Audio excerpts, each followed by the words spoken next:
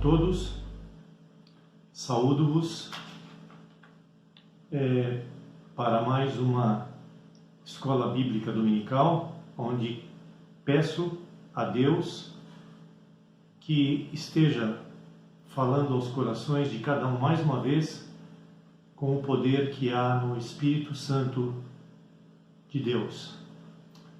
Querido Jesus, nós nos curvamos perante a Tua face de glória neste momento para agradecer ao Senhor por tudo aquilo que Tu és, por tudo que tens feito em nossas vidas e por tudo que ainda vais fazer em cumprimento da Tua promessa, e que nós, como Teus filhos, possamos ser submissos à Tua vontade sempre em nossas vidas, lutarmos para pregar a Tua palavra aonde quer que estivermos, através de nossas vidas, quanto às palavras que proferimos, quanto aos nossos pensamentos, quanto às nossas ações.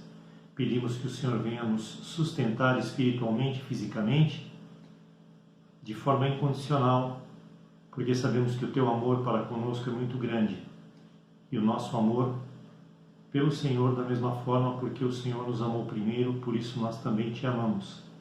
E que possamos assim, em comunhão, estar cumprindo com a Tua vontade para as nossas vidas. Que as nossas palavras não possam ser vazias, mas possam ser cheias do Espírito Santo de Deus. Esta é a nossa oração, em nome do Senhor Jesus Cristo. Amém. Muito bem, nós estamos aqui para falar um pouquinho mais sobre a Palavra de Deus, e o título do nosso estudo de hoje é Fábulas. Mas o que são? Fábulas são pequenas histórias que ilustram de forma narrada, em prosa ou em verso, personagens através de animais que agem como seres humanos, mas que também podem ilustrar preceitos morais dentro de uma sociedade. Temos uma fábula muito conhecida, é a dos Três Porquinhos. Nela temos Prático, Heitor e Cícero. Cícero, um dos porquinhos, o mais preguiçoso deles, não queria se cansar e precisava fazer uma moradia. Então resolveu construir uma cabana, e os materiais que usou foram palha e lama. Heitor, o segundo porquinho, resolveu também fazer a sua cabana, usando para isso material como madeira. Só que ele teve uma falha grave, usou pregos fracos, que não eram capazes de sustentá-la em pé. E Prático, o terceiro porquinho, esse não. Esse pensou bem e disse: eu não vou construir uma cabana, eu vou construir uma casa, e para isso eu preciso estruturá-la bem com cimento, tijolos, areia, pedras e vidros. Esses materiais são resistentes e creio que eu terei relativo sucesso. Sua casa demorou mais, evidentemente, para ficar pronta. Enquanto isso, os seus irmãos já brincavam fartamente, sem se preocupar com o futuro. Esse trecho desta fábula me lembra também aquela outra, que trata das conversas entre a formiga e a cigarra, muito conhecida no meio infantil. O lobo, então, vai aparecer nessa história e tem a intenção de pegar os três porcos para comer. Para isso, então, ele precisava de um plano.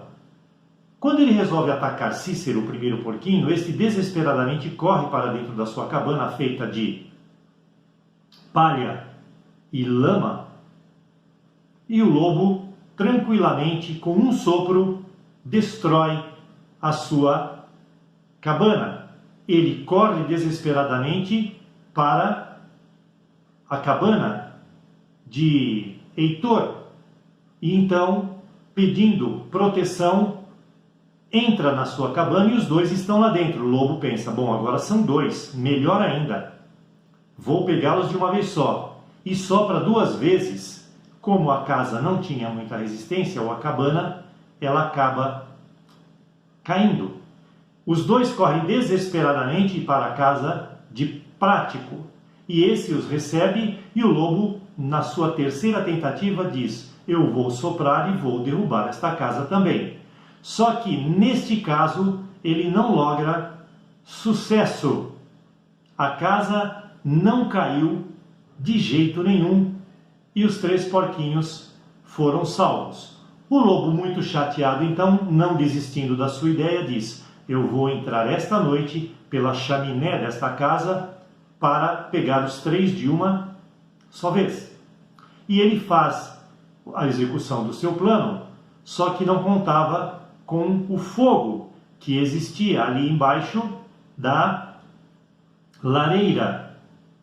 E quando ele chega de ré, descendo de ré, a primeira parte que pega no fogo é a sua cauda e queima tremendamente, e ele com um grito salta e sai correndo ferido. Muito bem, nós temos uma segunda fábula, a de Chapeuzinho Vermelho, bem conhecida também em nosso meio. Trata de uma menina loira, com os olhos pretos, uma linda menina. Ganhou uma roupa vermelha com um capuz da mesma cor feito pela sua mãe, ganhando-a de presente. Recebe então a ordem certo dia de sua mãe para ir até a casa da vovó, mas com uma ressalva. Ela deveria ir sem parar de modo nenhum e sem conversar com ninguém. Esta era a ordem de sua mãe para Chapeuzinho Vermelho. Mas ela não só para durante o caminho para olhar borboletas, passarinhos, para olhar plantas, árvores com os seus frutinhos, como também ela aceita o conselho de um lobo que estava à espreita dentro da floresta, perseguindo de longe Chapeuzinho Vermelho, também com uma intenção, devorá-la. Ele só não fez ali naquele momento porque ele escuta o barulho de lenhadores que estavam derrubando madeira. Então ele fala, não seria conveniente eu ficar por aqui e executar o meu intento. Tenho um plano. Se aproxima de Chapeuzinho Vermelho, conversando com ela, e faz uma proposta depois de saber para onde ela ia. Chapeuzinho Vermelho, eu proponho a você apostar uma corrida. Você segue o seu caminho, eu sigo o meu. Vamos ver quem chega primeiro à casa da vovó? Chapeuzinho Vermelho falou, tudo bem, seu lobo, vamos lá. E o lobo, então, astutamente parte na frente e, conhecendo bem a mata, chega primeiro à casa da vovó. O lobo, então, tem uma ideia de bater antes que Chapeuzinho Vermelho chegasse para executar o seu plano com a vovó também. E ela diz, quem está do lado de fora? O lobo fala, a sua netinha. Aí ela, feliz da vida, abre a porta e o lobo entra e devora a vovó. Tem uma seguinte ideia a seguir. Vou me deitar na cama e esperar Chapeuzinho Vermelho chegar e executar a segunda parte do meu plano. E não demorou muito, Chapeuzinho Vermelho chega despreocupadamente, bate na porta e grita, vovó! E o lobo responde lá de dentro, quem está aí? Chapeuzinho Vermelho. Ai, minha netinha, que bom que você chegou. Mas vovó, você está com a voz estranha, está rouca. O que aconteceu? Está gripada? Sim, estou gripada. Pode entrar, Chapeuzinho Vermelho. E Chapeuzinho Vermelho entra. Entra e a vovó Lobo convida para deitar-se ao lado e bem no quentinho ficarem conversando um pouco. Chapeuzinho Vermelho, então, cumpre, feliz da vida, com isso e deita ao lado de sua avó. E sente que ela está peluda. Estranha um pouco, olha para os olhos da sua avó e fala assim: por que a senhora está com esses olhos tão grandes, vovó? Ah, minha netinha, para te olhar melhor. Vovó, e o seu nariz? Por que ele é tão grande? Ah, para sentir o seu perfume, minha netinha. Vovó, e essa boca, para que ela é tão grande assim? Para devorá-la. E devorou Chapeuzinho Vermelho. A fábula dos 3 porquinhos, então, na verdade, é muito semelhante àquilo que está na palavra de Deus e encontra-se em Mateus 7, 21 a 29. E antes de falarmos sobre esta parábola, eu gostaria de dizer que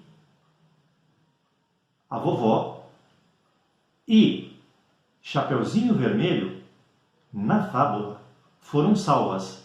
Foram salvas por um lenhador que entrou, abriu a barriga do lobo e as tirou de lá de dentro, trocando as duas por pedras. E o lobo, então, acordando, sente a sua barriga pesada, sente sede e vai até o riozinho que tinha ali perto beber água, tropeça, cai na água e pelo seu peso ele afunda e morre. Este foi o final e o desfecho da história de Chapeuzinho Vermelho. Mas, como eu já disse, a fábula dos 3 porquinhos, voltando a ela, na verdade é muito semelhante àquilo que está na palavra de Deus e encontra-se em Mateus 7, 21 a 29. Eu chamei de a parábola dos alicerces. Dela podemos aprender algumas coisas, aliás, das duas, mas falando dos 3 porquinhos primeiro. Nem todo o que fala sobre o reino do céu, de fato, pertence a ele. E isso é muito perigoso, tanto para quem ensina como para quem aprende sobre a palavra de Deus. Na verdade, eu penso que as aplicações ou a construção dessas 2 parábolas têm uma boa base bíblica. Elas foram escritas, embasadas nas parábolas bíblicas, eu creio. Eu quero entender assim porque há uma semelhança, didática pelo menos, entre a Bíblia e essas parábolas. Mas então, Jesus, ele está mais preocupado, irmãos, com o nosso comportamento do que com as nossas palavras. O nosso comportamento, ele é único, ele é estrutural. As nossas palavras voam com o vento, mas o nosso comportamento, ele é consistente. E aí nós podemos lembrar de uma frase que vem de encontro a isso, um jargão popular, que diz: não faço o que eu faço, faço o que eu falo. É comportamental. Porque as pessoas medem o que você, como você age, melhor dizendo, no seu dia a dia, através de palavras, ações, pensamentos, o seu comportamento em geral. A sua casa só resistirá às tempestades se você fizer aquilo que é correto e estiver 100% alinhado com a palavra de Deus. O que conta é a estrutura da casa, não a sua aparência. Nós não sabemos como uma casa foi construída quando nós olhamos para ela. Ela pode ser bonita, atrativa, aconchegante. Mas o que conta mesmo é a estrutura que ela tem de ferros, pedra, cimento, areia, o quanto foi colocado. Nós temos aquele exemplo de uma praia, de um prédio que era bonito, até de luxo, ficava em frente a uma praia bonita na Baixada Santista. Só que ele ruiu. Ele ruiu porque foi construído com areia de praia e não é o recomendado tecnicamente. Então a estrutura de uma casa é super importante e não somente aquilo que nós vemos. É necessário colocar em prática tudo o que se aprende nesta vida, principalmente na palavra de Deus, ou quanto à palavra de Deus. Não sejamos apenas ouvintes, mas praticantes daquilo que aprendemos, é o conselho que encontramos no livro de Tiago, capítulo 1, versículos 22 a 25. É necessário, para adquirir resistência, ter um relacionamento com Deus. A palavra relacionamento expressa uma vida íntima. Ninguém pode dizer que conhece outro se não tiver um estrito relacionamento com ele. Os casais são assim, e às vezes, só de eles entreolharem-se, eles conseguem perceber o que um está querendo dizer para o outro, mesmo com a boca fechada, só com os olhos. É o relacionamento, fruto de um conhecimento estreito, não é? E assim também, eles podem, um olhando para o outro, dar a entender daquilo que estão precisando naquele determinado momento. O relacionamento é tudo, e nós precisamos ter um relacionamento íntimo para com Deus. É só você tendo um relacionamento que passa a conhecer qual a cor que a pessoa gosta, o perfume que ela gosta, a comida que ela mais gosta, a roupa que ela mais gosta. É através de relacionamento. Se você não tem um relacionamento íntimo, você não pode dizer que conhece a pessoa. Com Deus a mesma coisa, repito. Ser praticante da palavra não é fazer cara de bonzinho para viver a vida cristã, mas é produzir obras segundo a sua fé. Quanto à fábula do Chapeuzinho Vermelho parava muito pelo caminho, contrariando as ordens de sua mãe. E as palavras de sua mãe foram se apagando de sua mente e do seu coraçãozinho ao longo daquele percurso. Em Mateus capítulo 13, versículos de 1 a 9, consta a parábola do semeador. Ali conta de sementes que foram lançadas e caíram à beira do caminho, os pássaros vieram e comeram. O que significa isso? Significa pessoas que escutam a palavra, ouvem a palavra, mas não se interessam pela palavra e a palavra não entra dentro do seu interior. Sementes no meio das pedras. Onde tem muita pedra, tem pouca terra no meio delas. E aí a semente que cai ali rapidamente nasce porque não tem resistência do solo. Mas também não tem água, não tem umidade e não tem nutrientes. Então esta planta fica fraca e o sol queima facilmente as suas folhas, e isso indica, quanto aplicado a uma pessoa, a superficialidade dela, não levando a sério aquilo que ouve no seu dia a dia, incluindo a vida secular, sempre, e também incluindo a palavra de Deus. Semente entre os espinhos foram lançadas ou caíram. E elas foram sufocadas, diz a palavra de Deus. Isso significa pessoas que amam o mundo está dentro delas e elas não se desvencilham dele, por isso a palavra de Deus não logra sucesso também na produção de bons frutos nesta vida e pouco a pouco a pessoa vai esfriando.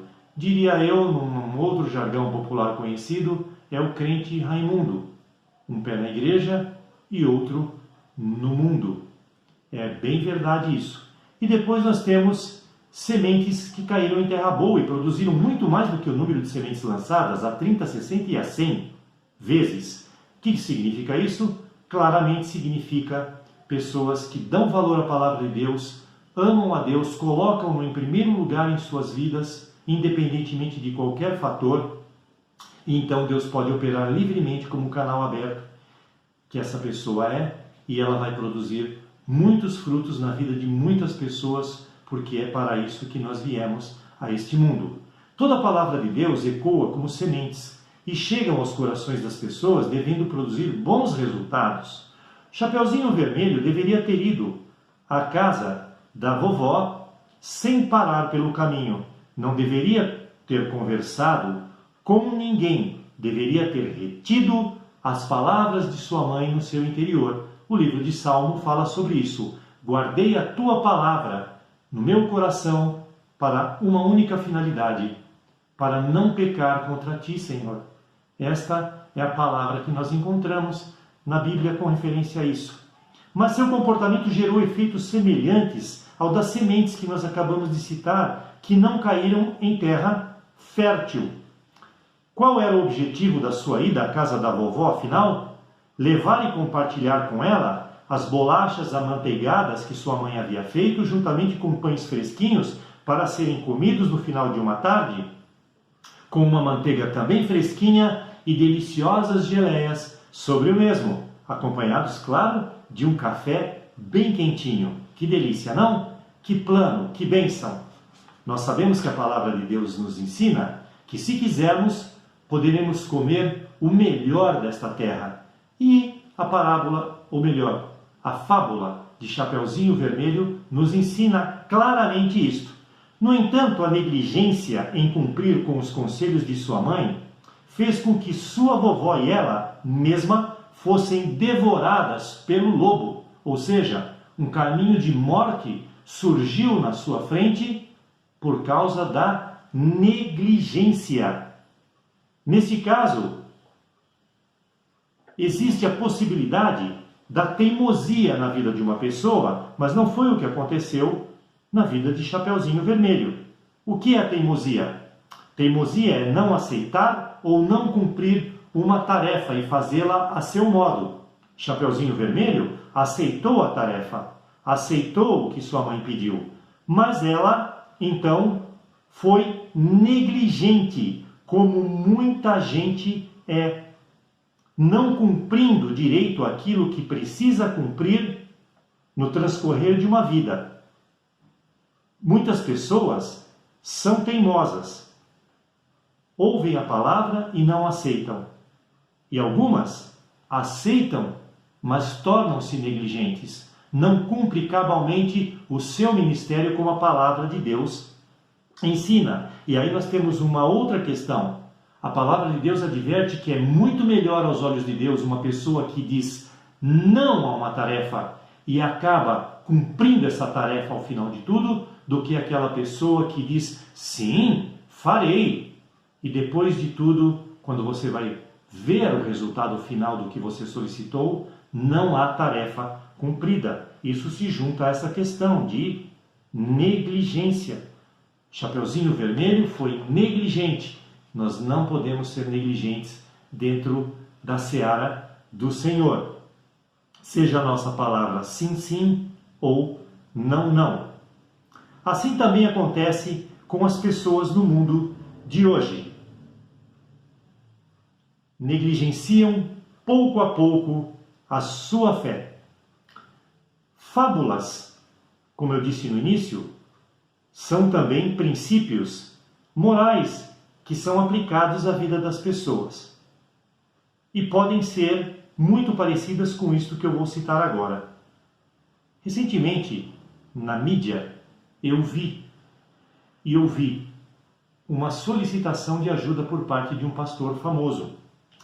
Ele estava vendendo sementes. E nessas sementes, sementes grandes, eu vou dizer a vocês que praticamente eram do tamanho de uma caneta, na cor branca eram essas sementes. E nelas estava escrito assim: "Se tu uma bênção". Nós devemos sim ser uma bênção para as pessoas. E ali estava escrito uma boa coisa e a semente era uma boa aplicação, segundo o que vimos hoje no nosso estudo até o presente momento. Acontece que esse pastor falou assim: você pela fé precisa comprar uma semente dessa e dar R$1.000 por ela. O que é R$1.000? O que são R$1.000? Algumas pessoas poderão dar muito mais do que R$1.000 por esta semente. Algumas darão R$500. O problema, irmãos, não é este. O problema é que ele disse: e você vai plantar esta semente e você vai ver que na planta que surgir, nas folhas dessa planta, vai aparecer o mesmo texto da semente: "Se tu uma bênção". Você acha que eu estou enganando vocês? Não, enganado está você, que está dizendo que eu estou enganando vocês. Bom, na verdade, Deus poderia fazer isto para eles. Deus poderia fazer com que nascessem plantas escrito "Se tu uma bênção".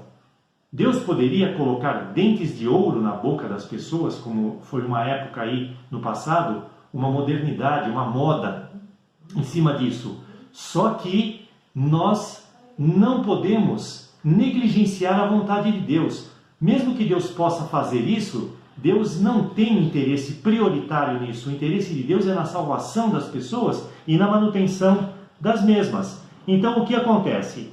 Acontece que isto torna-se uma fábula, né? E a palavra de Deus nos ensina, né, que nós precisamos ser uma bênção, mas não através de fábulas na vida das pessoas. Muito pelo contrário, fuja das lendas pagãs e tolas, que são fábulas, para progredir na fé e na vida cristã. Faça sempre exercícios espirituais na sua vida. Se você tiver esta fé firmada na rocha, você vai progredir na vida cristã e as fábulas jamais tornar-se-ão presentes em sua vida. Promessa de 1 Timóteo, capítulo 4, versículo 7. Então, irmãos, finalizando, edifiquemos a nossa casa sobre a rocha que é Cristo Jesus, nosso Senhor. Ele é o único ser em quem nós devemos depositar a nossa confiança, a nossa fé e a nossa esperança, pois Ele é a rocha firme em quem nós devemos confiar. Aqui nós finalizamos. Deus abençoe a todos vocês e tenho mais uma vez o meu desejo para uma excelente e abençoada semana.